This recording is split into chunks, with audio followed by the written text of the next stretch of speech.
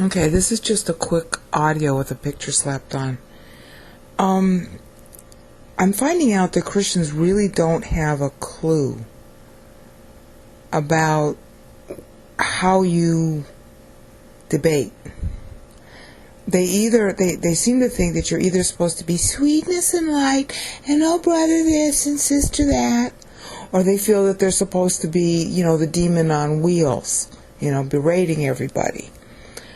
In truth, it's supposed to run the gamut between that high end and that low end. And a real good example you can look at to see how the Lord does it is in John chapter 8. In John 8, wait a minute, let me turn off the air conditioning.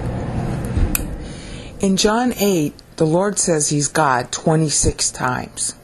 And most of those times you can even see in the English. Obviously, if He's calling Himself the light, only God is light, and that's in John 8, verse 12. I'm going to do a video when I come back to making videos that, goes through that verse by verse. But I did the Great I Am videos in the LXX series, so you can look at those to see at least some of the Greek that shows He's saying He's God. Now, the point is that 26 times He has to tell them He's God.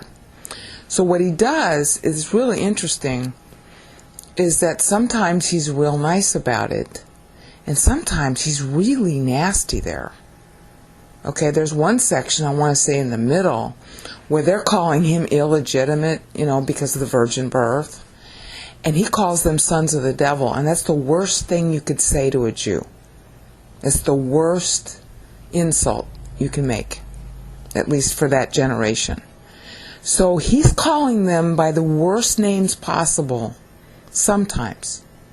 And sometimes He's nice. Sometimes He cajoles them, like, why don't you hear me? I mean, you can read this in translation. It's pretty clear. John likes to keep the very simple Greek. In fact, that's the best way to learn Greek, is to start reading John. The concepts are complex, but the words are pretty simple.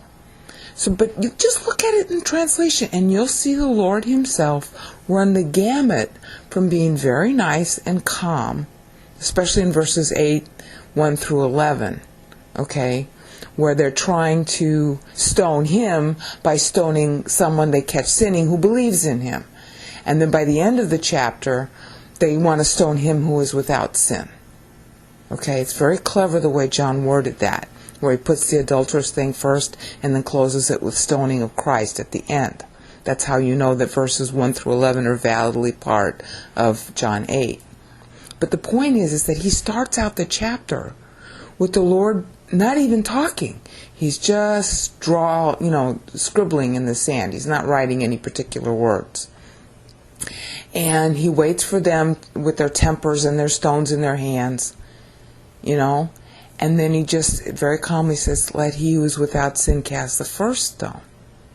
That's a nice way of putting it, okay? And then as you see the chapter progresses, he cajoles, he insults, he goes back and forth in different rhetorical styles, trying to get the point across, hi, I'm God-man, I'm your Messiah. Which they'd already heard Him say 1,000 times before, and they're rejecting. Okay? That's the cue I'm using anyway, for the comments that I make with people. Sometimes I'm nice to them, sometimes I say nothing. Like the Lord sometimes says nothing. Sometimes I'm nasty. Okay, now it's a question in my mind whether I'm picking the right moment to have the right kind of response, but all of them have a place. Some people you have to yell at before they get the point. All right? And they'll hate you, or they'll yell back at you, and it's okay to call each other names. The Lord's doing it in John 8.